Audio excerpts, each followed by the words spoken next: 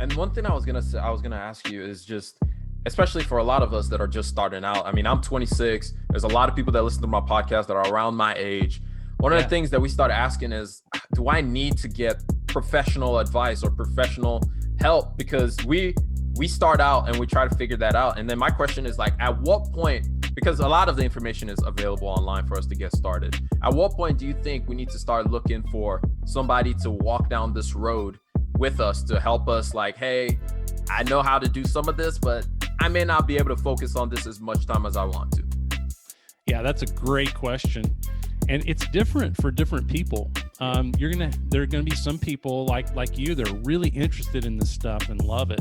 Okay, and we have clients that started out that way, that invested on their own for a long time, and did really well. And you can do that. You can get the information you need, and you can learn this stuff, and you can do it.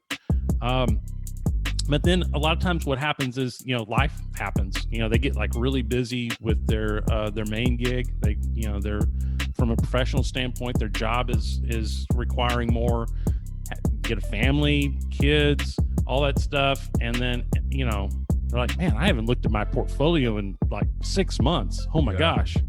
So that's when a lot of people will come and seek a financial advisor. And so that's where we see a lot of people do it. Others aren't really into it, but they know that they're supposed to be doing it. And that's the majority of people, I think.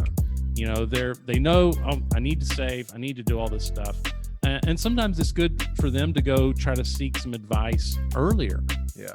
And that's becoming more and more available through fee-only fiduciary advisors that'll work with people at lower minimum asset levels and so forth. Yeah. That kind of thing is available now, where it used to not be, which is really cool. Yeah. Which is, that's one of the things is so good, is when I first got started, it was like, I don't know what I'm doing, but I try to figure it out. But now I love, like, there's a bunch of free resources, like you said, but then there's also those who are willing to work with you, even though you may not have like the biggest portfolio available or the largest amount of money. But there are those that are like yourself, who are making themselves more available to those and willing to grow with a lot of us that are just like, yeah, I just got out of college, so what do I do? Type of thing. Yeah. And I think talking about financial advisors that will, latch on to what I would call a rising star, right? Yeah.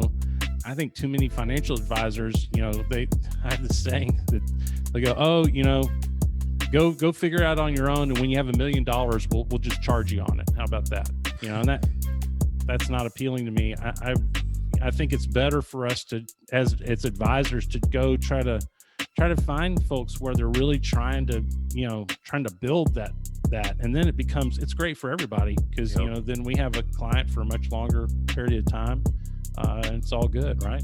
I hope you enjoyed that little snippet of the Rambling Mind podcast. If you want more of the Rambling Mind podcast, or if you want to listen to the whole episode that you just heard, go check it out on any podcast listening platform, whether that be Anchor, Spotify, Google Podcast, Apple Podcast, Breaker, Stitcher. I could go on, but you guys already know which podcast you love to use to listen to. So go check it out. Link down in the description as well. I'm going to catch y'all later. Peace.